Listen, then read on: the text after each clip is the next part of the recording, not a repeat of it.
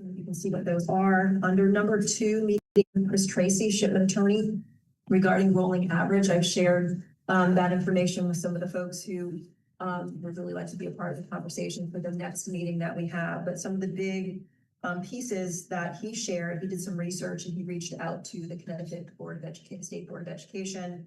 There was another town that actually, a regional district that did the same thing. Their steps were below in bullets, where his research found that the following steps were followed in those other regional districts. So each member town approved a resolution outlining the new calculation method through its legislative process. A memorandum of understanding outlining key terms was executed by the member towns. Then the member towns drafted a joint letter to the state board to add enclosing the agreement, making the request for approval of the agreement and outlining the basis for the request that the agreement be approved.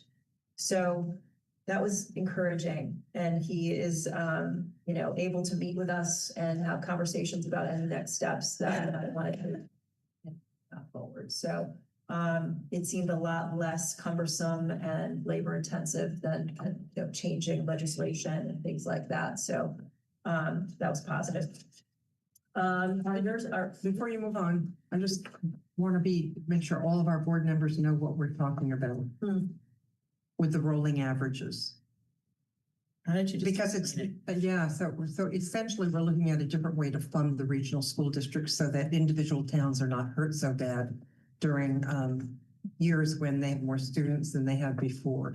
And there is something proposed a while back by Tim, a method of doing it over the long run, of billing districts over the long run, that will make it so it's not so impactful on any individual town during a tough year.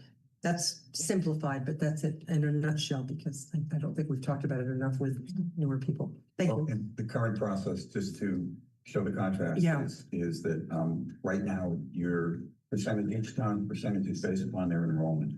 So if you have a town that unexpectedly has 10 students and the other towns go down, well, that particular town is going to end up with a bigger share of the budget. And so every year we always have to be cognizant of the towns that are going to get hit the worst. And the rolling average would provide some stability. People would be able to figure out in advance what their budget is going to be over a period of time so that they can plan for it accordingly. With the current situation, you can't really plan. You don't really know until budget season comes up whether or not you're going to be in the barrel, or in the bucket, as we say, or have said. So it would be beneficial in many ways, easier to predict, because there hasn't been a single town that has not found itself, at least not since I've been on the board, in that situation where they're the town that gets hit the hardest because of their enrollment.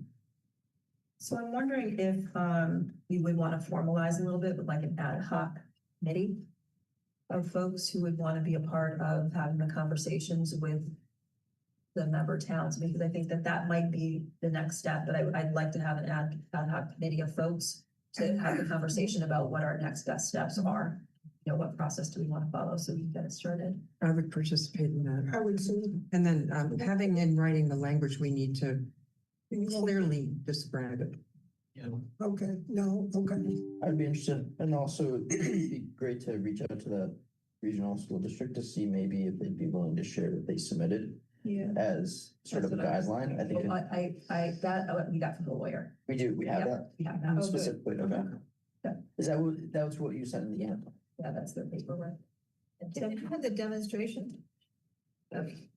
It's sorry? presentation. Did you have, your presentation that you did, you drafted, okay. Yeah, just based on the last 10 years and, Yeah, yeah, going forward, it yeah. shows, Yeah, the budget variation noise Yeah. with and without the rolling average, and it's Yeah. visually apparent that it's different. The end result is the same. It's Okay, just, but that could be used. yeah, that's what, Yeah. okay. Was your presentation for 10 years? I thought it was fine. no, I think I ended up adding some. And Yeah, well, and that makes perfect sense, because the longer period of time you have, the better the averages will work out to be in it. Well, it's still rolling through is how we did it, right? So it's only that, but it just shows, it just has some data that's real data, right? Not just made up, right? Yeah. What happens over time. And Amanda checked it and she had the same. So. So Deborah, Sarah, Nick, Tim, Great. I would be on it, or if I'm needed. All righty. So then, I'm jumping to number 5, the Ursa NASA meeting. Those are the regional superintendents, met with Shipman and Goodwin. They came to our meeting with some legislative updates. The big things that there are many. The big ones on our radar are the Connecticut paid FMLA. So as of October 1, any of our non-unionized folks are eligible for Connecticut paid FMLA. So that means they are contributing 0.5%. Sort of like a tax to a certain degree, right? 0.01%, it's a small, Yours is, it's like half of a percentage. yeah, 0.5%, yeah. Yeah. Then we contribute as well. So, that's in play. So folks have been notified and those deductions have started to be taken out, and anyone going on FMLA now has to be evaluated from both the federal FMLA perspective and the Connecticut FMLA perspective. July 1, 2026, this was another piece. All boards of ed must post their course objectives and scope and sequence on the website. So, a lot of the work that we've done with curriculum and, the unit guide work that is continuing and ongoing will hopefully help us be in a solid place where we can post those. Right now, Abby LaRue is doing a full, another assessment, an audit of our curriculum to see, looking at, again, what's completed, but also, how is it looking in regards to there being a publishable scope and sequence. So we'll have that. She's got one department done. It takes a long time to go through everybody's curriculum and really take a look at it. So that's where we are with that. I had a meeting with Hans to update our all hazard safety plan. We didn't think we were going to have to, it's number 9, but also connected to number 5. We didn't think we were going to have to update that plan. But then there was a mandate from the state that we have to include in our safety plan, the school's response should immigration and customs enforcement officers come to the building. So we had our safety meeting today, with, our resident state trooper and our fire marshal and our staff here, and with, security and building, and discussed the safety plan and the this addition to the safety plan, which is just basically assigning the folks who are responsible for dealing with and interacting with the enforcement officers, should we have someone come to the building. So our next step is to just make sure that piece is added into every staff person's emergency guide. So the kind of the short, our all hazard plan doesn't go out to everyone, because there's some confidential stuff in there to a certain degree. But our safety responses is a smaller packet that all teachers get. So we're going to add an insert to that in case, there happens to be a teacher in the lobby, or a teacher, if there's a teacher or any other staff person who's, confronted or is addressed by an officer coming to the building, just so that they know what to do and how to get help and support. So number 12 is the update, and most of that was repetitive from what I had sent for the first couple weeks. Getting to, our full day of professional learning is kind of, I think, where the new information would start, based on the email that I had sent. We talked a little bit about the PD. It was, I thought, a successful meeting. The feedback from it was really good. There was some really great suggestions for things that we could do to make it more accessible and meaningful. We had an AI presentation facilitated by Dave, Melissa Tubbs, Heather Bunnell, and Steph Holland. They did a great job presenting different scenarios and ways for them to use it, for teachers to be able to implement and use AI in a way that actually helps support and make their work efficient. So one example was, a bot for writing a recommendation letter. And it's fascinating because it gives you prompts that allows you to put in the specific information to personalize the letter. So it was in that and creating unit guides, so a bot for creating unit guides, how to help support that. So the feedback on that session was it was a lot of information in 70 minutes and not enough time to play. So we have a PD day on Tuesday, coming up the day after the holiday. And there's another session that'll be a little more differentiated for folks who still need to kind of play with the information they received last time, or maybe get a refresher, and then folks who are pretty proficient with that need to move on. There was a session on belonging and values. So 21 of our staff members who were part of the cohort with Boston College, and they had, you know, these decks of cards. It's a card game that's intended to build community and to build relationships between folks. It was really interesting.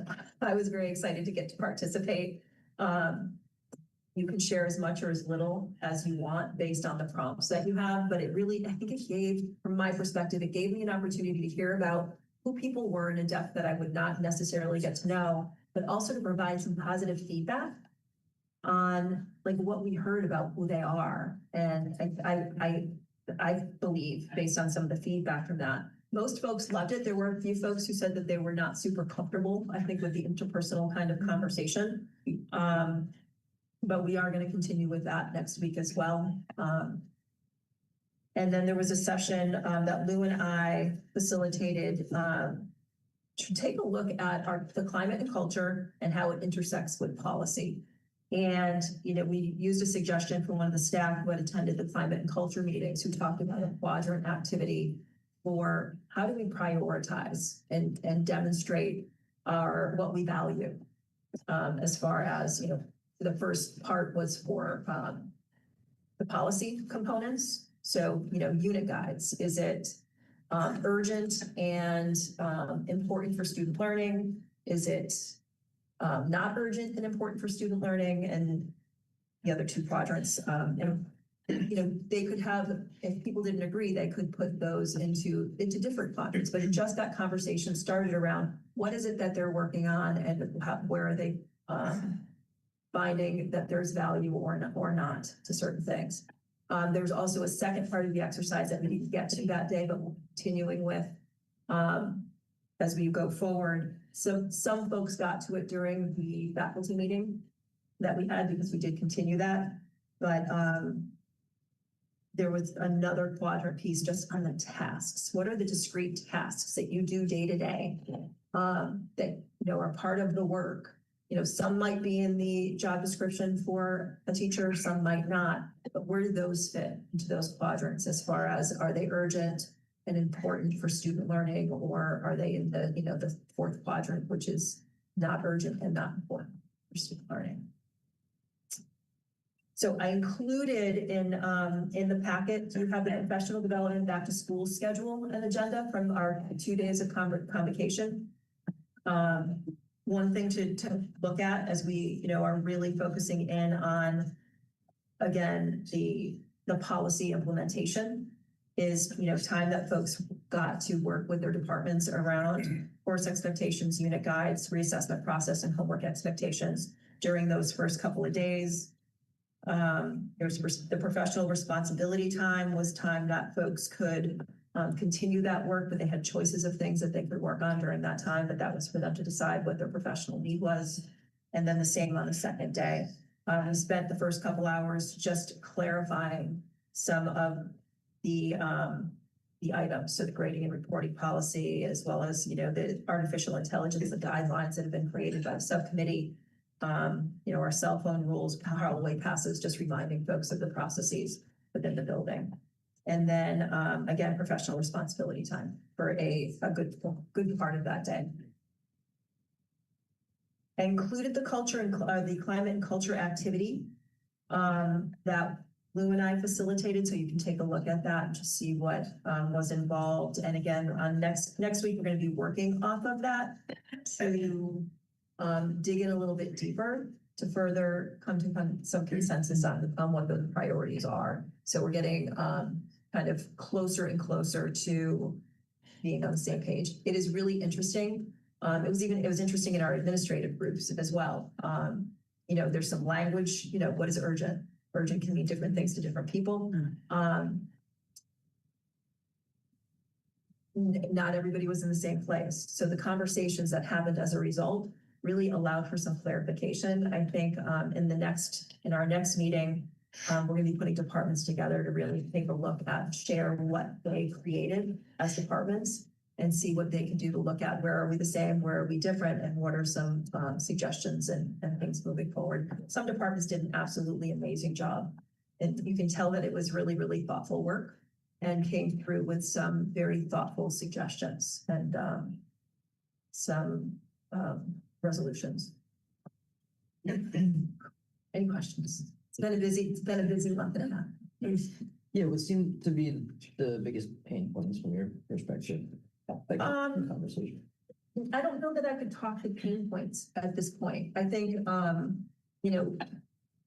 just, looking at the data, there are departments that have completely different opinions about reassessment or about how that reassessment process should go. So, and it's not unexpected because, prior to the policy kind of streamlining, there were folks doing reassessment, but an example might be math reassessed summatives only. They didn't reassess formatives. They just used that to inform their instruction. Science was kind of the opposite. You could reassess any formative assessment, but the expectation was by the time you got to the summative, you were reassessed enough to be prepared for that summative assessment. Both ways are right.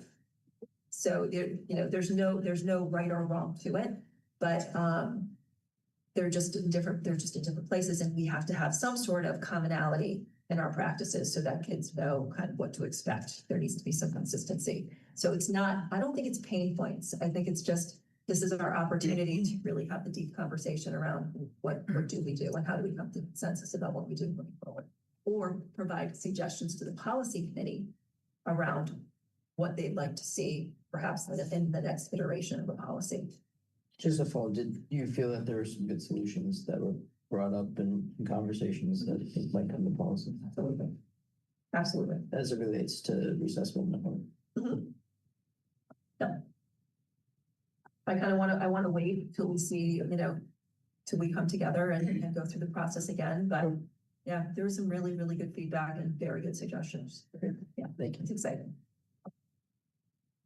Anything else on the superintendent's report? Any other questions? Okay. We can move on to the consent agenda. Does anybody want to make any changes, pull anything off, revise? Yes, Morgan. Could we pull off the New England Music Festival one? I'm sorry. The New England Music Festival? Sure. Anything else to come off? Dan? Well, we were saying that people were receiving that today. Right? Should we just revise it? What's that? No, it's pulled off. Don't put it up. Yeah, we'll pull it off and then come back. Any other changes to the consent agenda? So we'll pull off the music festival, and everything else, we can put that to a vote. If somebody makes a motion to approve the consent agenda minus the music festival. So moved. So moved by Tim, second by. That person is. Oh, boy. In older. Is there any discussion on that? Okay, hearing none, I can put it to a vote. All in favor? Any opposed? Any abstentions? Say that passes. We can come back. Your pull off, Morgan? Yeah, so it's New Hampshire, not Connecticut. What's that? It's Guilford, New Hampshire. Oh, it's okay. Okay. So you're making that amendment. So that is my amendment. Yeah, and the spelling is different. I don't know if that's correct or not. The spelling of Guilford is different. For New Hampshire. For New Hampshire. So I guess move to approve as revised. Is that next step? Yeah, that would be the next step. Yeah. I'll second you making that motion. Second by Nick. Is there any discussion on this? Hearing none, this is back to a vote all in favor. Aye. Any opposed? Abstentions? Okay, that one passes, thank you. We can move on, old business. Is there any old business that needs to come up? New business that needs to come up? Then we have proposed dates for the board retreat. Currently, there are two possibilities. Do people have a preference? Why don't we just, let's go for consensus at this stage of the game. Which one makes is the most variable for the most people, the 13th or the 20th? Once we have a consensus, then somebody can make a vote. Vote for 13th first. Yes. You want to do that? Make a motion for the 13th? Sure. Okay, so Tim made a motion for the 13th. Is that second by you, Morgan? Second by Sarah? Okay. Is there any discussion on that for the 13th?